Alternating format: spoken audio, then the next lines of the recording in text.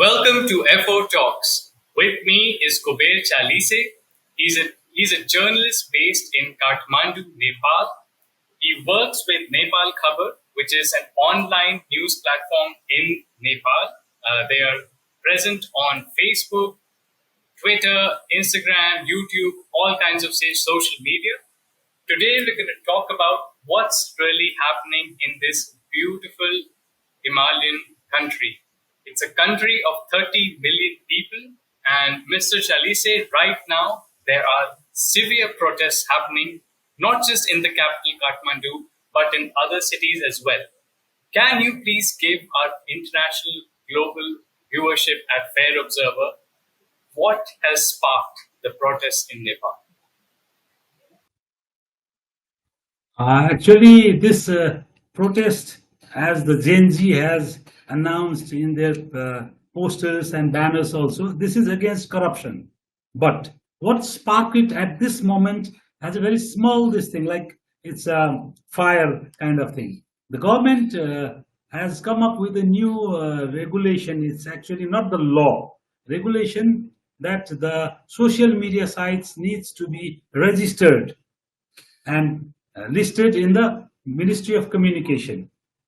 Though they have been paying their taxes since last fiscal year, they are registered here because they have their sub agents, they registered here, and they have the company, they are paying the taxes. But the government said they want to regulate these social media platforms like in any country in the world. In Nepal also, so the Gen Z and other people, opposition, are very much active on social media platform, and they are starting the criticizing the government, and that government a little bit felt uneasy about that, and they wanted to control. The motive was to control, but what they said is, no, we just want to list them, and so that it will be easier for them to contact and this and that. And they all of a sudden gave 5 days, 7 days ultimatum to these platforms, saying either you come to list with us or we'll close it down.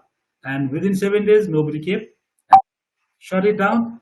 This shutting down of the social media sparked the long this overdue anger and frustration and all these kind of these issues inside the minds and hearts of the people, including the senior people, the junior people, the people, Gen Z, the youngest people. All this was about to burst, and that last one straw on the horse's back, you can say, the social media ban, became the last straw on the back, and that sparked this. Thursday evening, the government took the decision.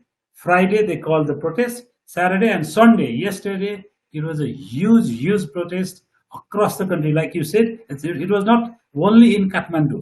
It was across the country, from east in Jhapa, from where Prime Minister KP Oli belongs, to the very far west, Surkhet or Dhangadi, from where the earlier Prime Minister, Mr. Sherbahadur Dewa, belongs. Everywhere. It was not in the mass movement of 1990 also. We reported the mass movement of 1990. It was huge. What we saw was a huge crowd and all these. Then we saw the mass movement of this 20 years ago. Now when they came to the mainstream politics, when they left their weapons and came to the mainstream politics, and when Nepal entered into the republic. That was second mass movement, which was big. But yesterday, it was, compared to these two, it was a huge crowd. And very distinct thing was, in those two protests we knew who is leading that. There are political parties behind them. But yesterday, there was no political party.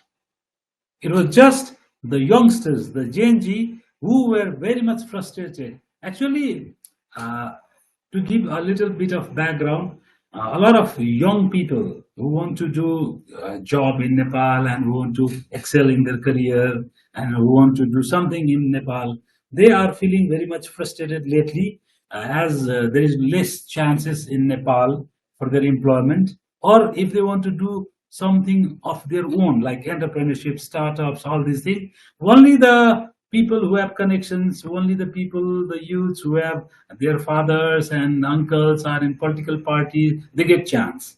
and most of the people felt left behind. That's why also this anger was building up slowly, slowly. Unemployment, lack of this thing, and on top of that, corruption. KP Oli, the current prime minister, he was prime minister before this term. He was prime minister in during the Corona times. In those time also, he was very much infamous for corruption. And this time also, he is very much infamous for corruption. He is blamed for siding with certain group of business people whom he support. It may happen around the world in other countries also, but here, a country, Nepal, a small country, trying to grow, trying to do something, people who do something, they want to work, they want to better their lifestyle, they want to contribute to the economy. They felt that they are left behind. Despite changing the regime from monarchy to republic, we entered into the republic 20 years ago, and now it's 10, 20 years back, nothing has happened, nothing has changed. Everything is as it is when there was monarchy. So everybody was had that frustration, that anger. Why did we change the regime? Regime change is a huge thing, no? So after changing the regime, after throwing out monarchy from the palace, we established these leaders whom we thought are our leaders, and they are now becoming king. They are now behaving like king, and their kids. Now there is this. The Gen Z started this Nepo kids trend also, Nepo baby trend also. Their kids are having expensive watches, expensive goggles, expensive Gucci bags, and all these things. So this was the frustration that was building up, and the last straw on the horse's back was the social media ban that the government took decision on Thursday. Mr. Chalise, at least 20 people have been killed in the protest. Those are, of course, official numbers. They could be much more. You're based in Kathmandu. Can you tell us what are the scenes like on the ground right now? Compared to yesterday, today it's much quiet. The streets are abandoned. There are people here and there, but not like yesterday. Yesterday it was real chaos. What started at 9, they started gathering. Where my office is, it's nearby from where they started. It's called Mightigar Mandala. From where they marched towards Maneshwar, where the parliamentary house is. When they started from here, it was very quiet, nice. And when by the time they reached the Parliament House, due to various reasons, due to the interception of the police and all these things, they get violent. So yesterday it was a very violent day. Everywhere it was chaos. The government clamped curfew in the evening, and it was continued till the whole night. And today also, Kathmandu Valley has 3 districts. Kathmandu, this where I'm residing right now, and the nearest one back of me is Lalitpur, where there is this newly built minister's quarter and the old minister quarters, and the Bhaktapur, the smallest district. All 3 districts have now curfew because everywhere, from every nook and corner of the valley, the people have started coming out of the houses. Today, because they thought it's not the moment of Gen Z only, because somebody's daughter have been killed, somebody's son have been killed, and they felt it's their son, their daughter. So today the situation is a little bit more emotional. Yesterday it was a little bit of aggression. Today it's a little bit of emotion, and everywhere in small places also you can see the police posts where there are no police. People are breaking that, lightning that, and burning that. Everywhere you can see around Kathmandu, smoke, thick cloud smokes are going on. From my window also, I can see here also, there also, the smokes you can see, but not that violent like yesterday. Right. So, just to give a breakdown of what's happened.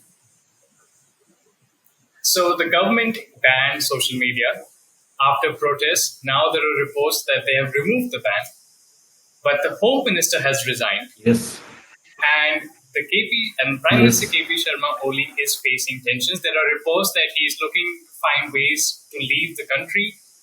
This is what is being reported by mostly handles on Twitter, which is X, social media. What do you think is going to happen next? Because Nepal has a history that every time young people have gone on the streets, there has been a severe breakdown in the government. and many times the governments have been toppled. Do you think we're looking at that again? It seems like yesterday, after yesterday's event, this is the current government is the coalition government between the two major political parties, Nepali Congress and CPN UML. The Prime Minister KP Sharma Oli belongs to CPN UML and Home Minister belongs to Nepali Congress. So after yesterday's incident that saw the death of our 20 kids, 18 in Kathmandu and 2 in Ithari, outside Kathmandu, east of Kathmandu. After that, there was a huge pressure from Nepali Congress Party because it is the Democratic Party, though it's that much democratic is a question nowadays, but still, and the same applies to Nepal Communist Party, CPN UML. They are communist or not, they themselves don't know. It seems they both are similar. They only say they are communist and they are Congress Democrat. But anyway, the party that legacy has that in Nepali Congress, there is always opposition. Even if Sherbahadur Deoba, the current president, holds majority, there is always dissonant voices. And as a Democratic Party, in the meetings also, the members, they express their concern, their views. So yesterday, after yesterday's incident, there was a huge pressure from within the party to resign, to ask the resignation of the Home Minister, Ramesh Lekhak. And the party also instructed him to resign. So in the evening, yesterday was Monday. So Monday, we have regular cabinet meeting in Kathmandu, in Balwata, the Prime Minister's office. So in the evening, when there was this meeting, after Nepali Congress meeting, Home Minister Ramesh Lekhak went to the cabinet, and in the cabinet, he submitted his resignation as ordered or as directed by the party and the party president. Though Prime Minister said in the cabinet, according to other ministers, I talked to them in the evening what happened in the cabinet. The Prime Minister said it's not the right time to resign. You should not resign. He said, no, I have to resign because this is the question of morality. And as a Democratic Party, I cannot cling to the power after this massacre, the killing of 20 youths. And so he resigned. And then there is the pressure after, even before Home Minister's resignation, the one section of media has started asking the resignation of the Prime Minister, because this killing, what they term it as a murder of the youth in a broad daylight by the government is not during such large number of people didn't die during the regime change from monarchy to republic in 20 years ago. In one day, not in the number, in one day, such a big number. And during 1990 also. During 1990 also, it was a long 2 months, 3 months demonstration, and one day 2 people killed, another day 1 people killed. It was a long this thing. And in 20 years ago also, we were also on the streets reporting that change also. And in that movement also, when King Gyanendra left the palace and went to his residence, that time also in odd day, such large number of people were not killed. But yesterday, youths were killed and such a large number of people were killed. And it was in the section of media reported that the CDO, the Chief District Officer, who is responsible to mobilize and give order to the police, was ordered by the Prime Minister himself to shoot. That's why one section of media has in the daytime also started asking the resignation of Prime Minister himself, not only Home Minister. Home Minister is responsible because that comes under his territory, but we have started. Even Nepal Khabar has written editorial asking his resignation. But in the evening, everybody, when they understood what happened during the day, who gave the orders, there's a new this dimension of this story that the Prime Minister KP Sharma Oli should be arrested for the mass killing, for the massacre of the youth, and he should be tried. Not only him, the Home Minister and the police IGP and the CDO also should be tried in the court, because this is the crime against the humanity. The youths have been killed in a broad daylight by the order of the Prime Minister. So this has become a very tricky now. So people came out of their houses today by themselves Nobody has called them, and they started gheraiing the ministers' houses, individual houses, and minister quarters. And now, till now, we have got the reports that few of the ministers' houses have been burnt, not completely burned down, but burnt, like former communication minister from the same party which the Prime Minister belongs to, CPN-UML, Gokul Baskota. His house has been burnt, not to the ashes, but his house has been burnt. Even Prachanda, CPN Maoist chairman, Prachanda's house, Pushkamal Das' house, is also attacked. Prime Minister, former Prime Minister Sherbahadur Deuba and Nepali Congress President Sherbahadur Deuba's house is also attacked. And nearby his house is current incumbent Energy Minister Deepak Khadka's house. His house has been burnt.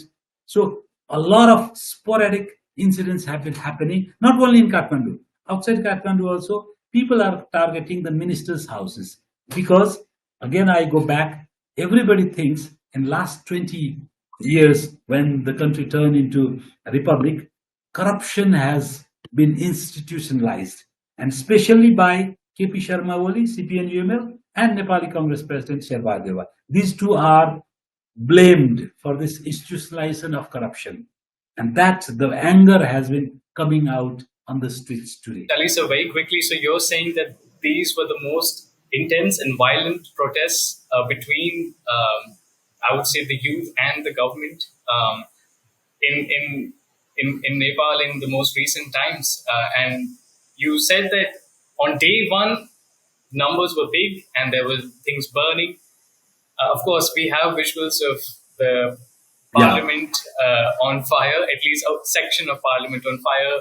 Gen Z walking away with yes, and Gen Z walking away with barricades that the police have put for protection. Of course, homes of ministers have also been attacked. What do you think, Gen Z? Yes, today. Do you think this is going to go on? Do you think that these protests have more fire and life in them and they're going to carry on? And do you think Gen Z is going to basically make sure that the government and the people who ordered violence against normal people will be brought to justice? Now, the question is how Gen Z wants this to settle down, first thing. They have their clear agenda. They wanted this corruption to be investigated. They want a neutral person to become the prime minister and investigate all this corruption. But according to Nepal's constitution, it's not exactly easy to go on that way. But that's the demand. That's the demand. And on the other hand, in the party also, like Nepali Congress, I told you, there's a lot of dissidents and party workers have been very much opposing the party commands and governments. Though they are in the coalition government, they have been opposing government's working style and corruption and everything. So inside party also there is this resentment which is now coming out.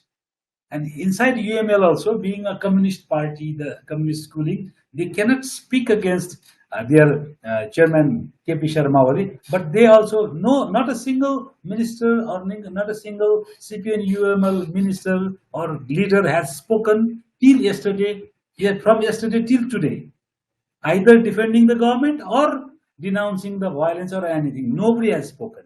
There is this fear factor. If they speak against KP Oli, they will not be given ticket in the election, or they may not be the member. They may face the action in the party. So there is this fear factor. That's why they are quiet. But this quietness is very eerie quietness. They are very much frightened because their house have also been targeted today. People are burning their houses also. Though they are not happy with KP Sharma Oli and working of the minister, Prime Minister KP Sharma Oli and Chairman KP Sharma Oli, both, but they cannot speak. And the Congress party ministers, they have started resigning today. Today morning, Agriculture Minister Ramnath Adhikari resigned. Just half an hour ago, Health Minister Pradeep Paudel resigned. Now other Congress ministers are also resigning. So they are openly protesting and siding towards Gen Z, saying that we are with you. We are ready to listen what you want to say. And we agree that the corruption has to be investigated. This is a very serious disease this country has. We are with you. So half of the section of the Nepali Congress is with Genji. That's why I think now the thing will develop. The Prime Minister must resign. There is no other way. And one section of media, like I told you, only resignation is not the option. He should be arrested and brought to the court and tried in the court against the crime against humanity, because he ordered to kill these kids, because all these kids, you might have seen in the visual that they have school bags and school trays, and they have been killed, and all their bullets have been shot on head or chest, not down. Generally, police in such protests shoot under the leg, under the knee. But this time, this is very much serious and very dangerous thing. All the casualties, I talked to the doctors also in trauma center and civil hospital and teaching hospital where there were many injured students. I went there and they told me this they have never seen. Earlier, they used to get the protesters with broken hands, broken legs, here with the baton, beaten, and all this. But this time, this is different, totally different, very scary. They are shot in the head or chest like that. So it's very serious. So Prime Minister KP Sharma Oli cannot get away with this. Maybe the President Ramchandra Paudel has called on Army Chief today. He had a meeting with Army Chief 2 hours ago. And I think President might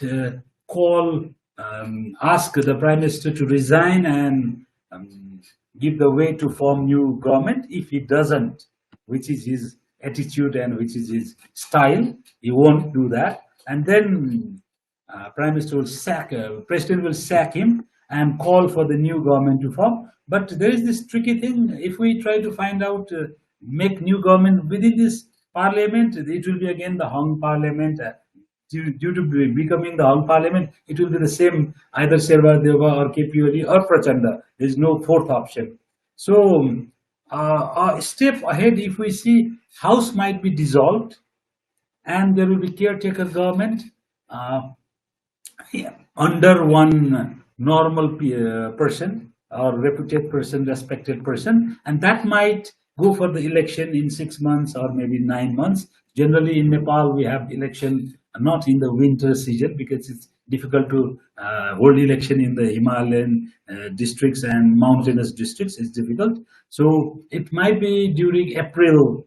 The election, if it happens, it will happen during April. So there is a huge chance that an independent person or former Chief Justice or something will become the caretaker government head, and there will be a caretaker government, and all these incidents will be investigated, and they will prepare for the new election also. By the time all the parties will get the time to sit on the table and discuss and how to move forward also.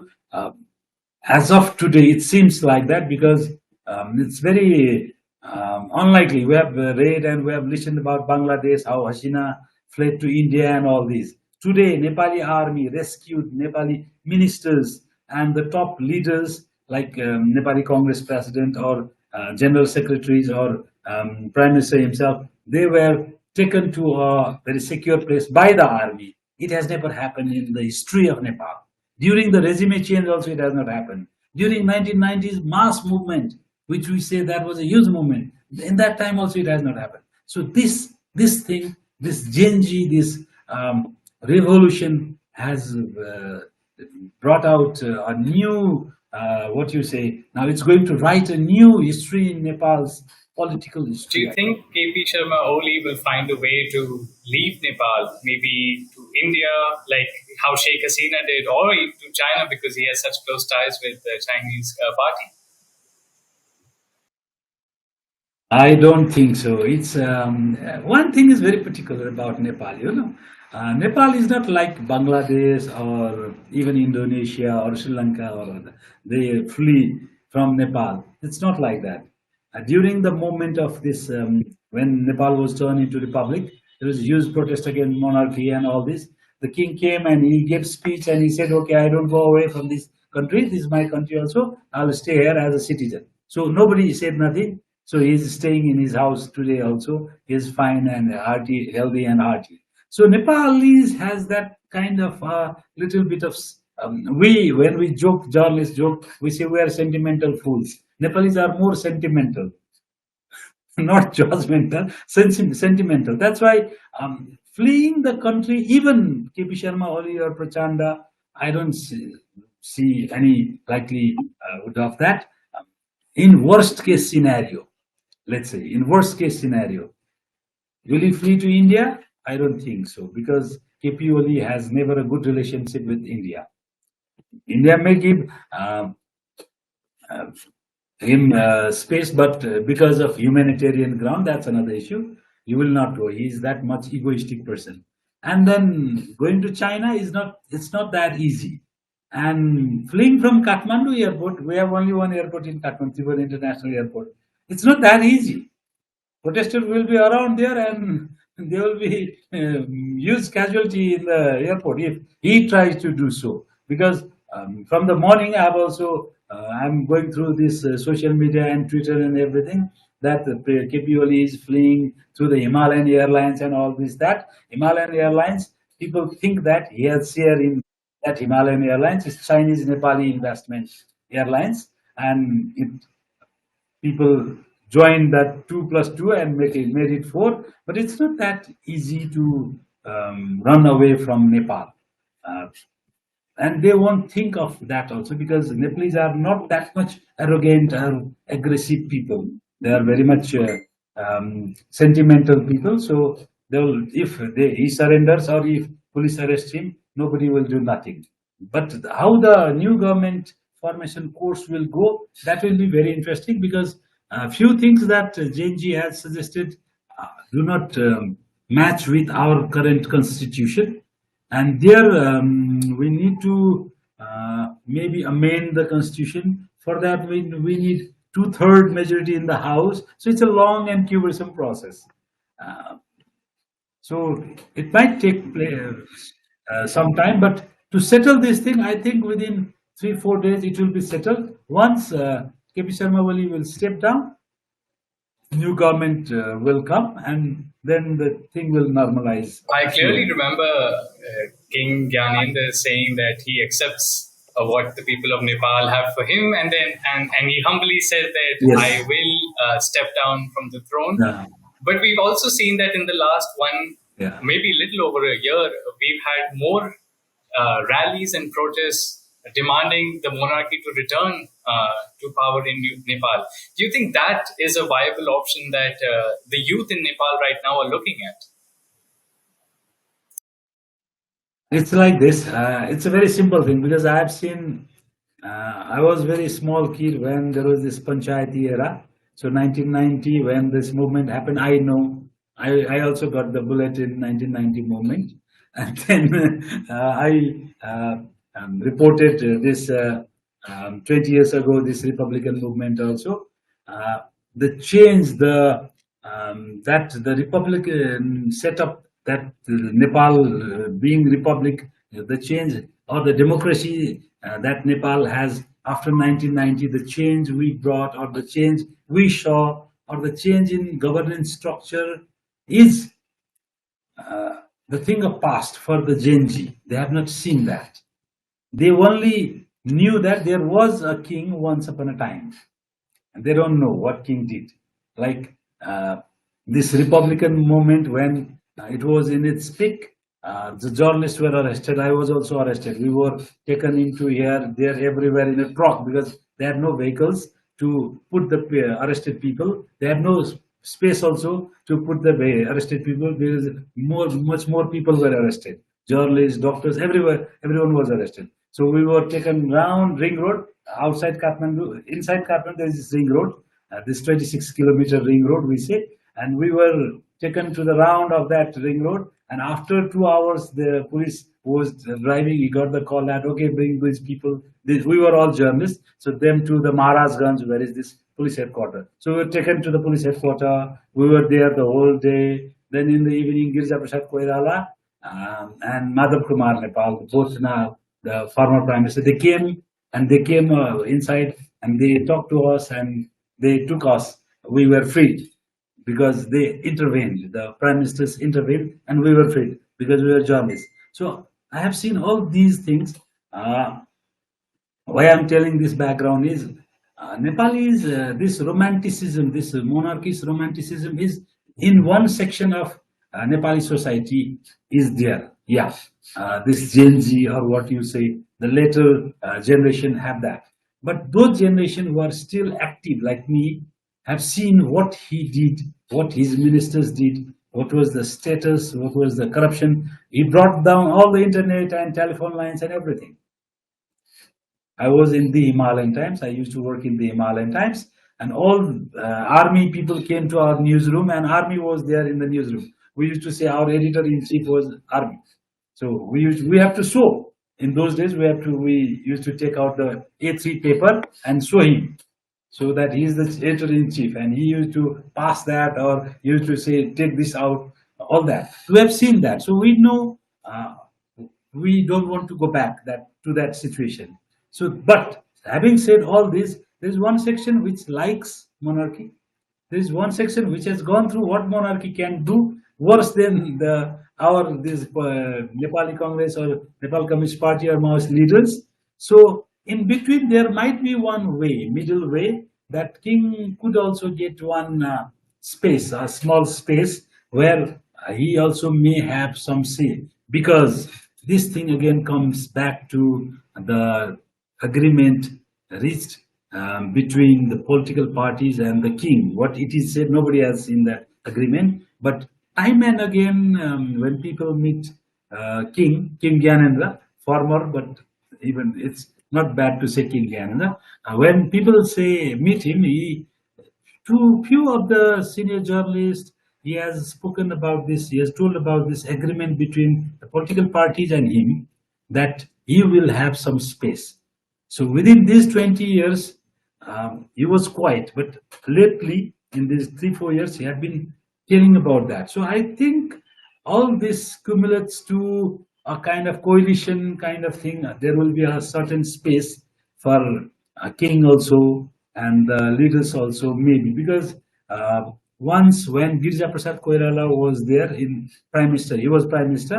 He was the prime minister during this change of monarchy, because all the parties were out on the street. Girja Prasad Koirala was also out on the street. King has taken over there, and after this movement, King was forced to re-establish the parliament, and Girja Prasad Koirala became again the prime minister, and he was the one who was in the negotiation. So there was one this negotiation line of negotiation that I still remember, that we have reported. Baby King. He used to say, Girja Prasad Koirala used to say, Baby King. We don't want Gyanendra, or we don't want Gyanendra's son Paras, Prince Paras, but Hridayendra, who is now a young boy now. Paras could be the king as a what you say honorary this thing position. King Paras could be the king. So baby king. In those days, those negotiation was going on. So I think now after 20 years, there is a possibility that there could be some space for the king also, because in India, the BJP is ruling India, so BJP has this agenda of Hinduism, and Nepal's king is considered as the Hindu monarchy. So earlier election also in India also, it was one of the agenda that Nepal will be established as a Hindu kingdom. So all this going through and all this background seems to me like there will be now some space for the king also, and so India will also be happy, America will also be happy, monarchists will also be happy, Republicans will also be happy, and there will be this consensus kind of thing. And this constitution needs amendment, because this current constitution of Nepal will never give a majority government. This constitution has a problem that it will always give a hung parliament. That's why it needs amendment. So the issue was going around, this amendment issue was also going around. Now all of a sudden this happened. So I think this is the time when the amendment happens, there will be a little bit space, baby king or whatever, ceremonial king or something, or Hindu something, kings might also get space, and this constitution amendment will be accepted by all the parties. I think their Genji's voice will be accepted, and monarchies, everybody's voice will be accepted. I think the line, this whole thing is going towards that what couldn't be completed 20 years ago. Now I think it's going to be completed this time. If we join the dots as a journalist, we join the dots. No? When we join the dots, it seems the things are going on Now that. that you've mentioned India, let me come to my final question. So, for our global viewers who may not know, Nepal is actually tucked between India and China, Yeah. and this has been Nepal has been at the crossroads of India China's rivalry, and we have often seen Nepal picking sides when it found that it needed support from either of the sides. Of course, India China also actively work to gain Nepal's trust and to have Nepal on their side. But right now, given what's happening in Nepal with the protests, with the government cracking down on young Gen Z, do you think India and China have a role to play in this, or is this solely an indigenous movement in Nepal right Like this, in Nepal, any of the political change, like I told you, 1990, then 20 years ago, this 14, let's say 13, 14 one, and then before that also, before that Rana regime, when we throw away Rana regime, all this time, India's involvement was there, is there when to settle the politics, because there is a very valid reason. There is nothing pro India or anti India or anti China, pro China. It's a very valid reason, because if your neighbor is very unstable, if your neighboring house is burning, your house might also caught the fire. So it's a very sensible thing. So you need to have your neighbors very peaceful and calm for India's own ambition also, economic ambition or global ambition, whatever you say. And history says that India has a role in settling down. Like today, India has already issued the press note saying India is concerned what is going in Nepal, so it wants all the peaceful solution and all these things. This is one part. Second part, China. China is Nepal's neighbor, but it's not as easy as to deal with India in many terms, geographically, culturally, psychologically, linguistically, anything you say. In the northern side, there are Himalayas. It's difficult to have the connectivity, easier access. And Beijing is very far. Beijing is very far from Kathmandu. The nearest port that China gave access to Nepal when there was this blockade and all this thing is 3 times far than Calcutta port, from where Nepal does its third country import export trade. So the role define and the language. When the people across the border talk, it's very easy to understand between Nepal and India. The culture, we eat similar kinds of foods, we wear similar kinds of dress, everything. But with China, it's very difficult. Not only difficult for us, it's difficult for US also to deal with China. No, so Nepal is a small country. So China is different ballgame. China is a very different ballgame. But still, China is a neighbor. So Nepal has been having very good relation with China and India. This is the ground reality, geopolitics, whatever you say. And in such difficult situation, China also has role. Sometimes visibly, sometimes invisibly. China was invisible in Nepal till let's say 20 years ago. This 1314 movement, Republican movement, China was very much invisible to Nepal because Nepal had a very established permanent institution, monarchy, and they used to deal with them, and nobody used to know nothing about China and Nepal's anything that's going on. But about India, everybody knew because India had relation with Nepali Congress, because Bibi Koirala was in India also. So Manmohan Adhikari was in India also, CPN-UML chairman. So everybody knew about India-Nepal relation, Indian-Nepali leaders relation, everything. But about China, nobody knew because Nepal had a very permanent kind of institution, powerful institution, which used to take care of their own issues. So nobody knew about them anything. There is no language similarity, no culture, nothing. So nobody take notice about that also. But after Nepal turned republican and there is no permanent, any trustable institution, both China and India has a problem actually. People say it's only China. No, even for India also it's a problem because now whom to trust?